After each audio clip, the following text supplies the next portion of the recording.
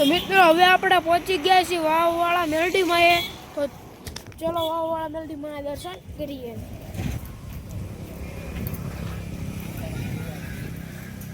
મિત્રો આ છે મેલડીમાનું મંદિર।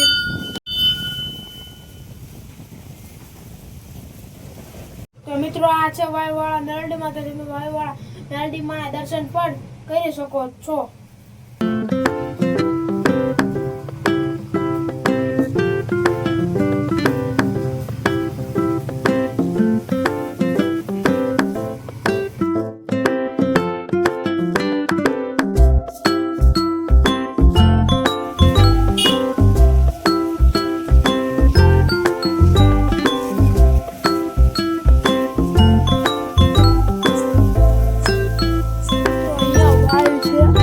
આવડી આવાજ તો ચલો વાયમાં જઈએ।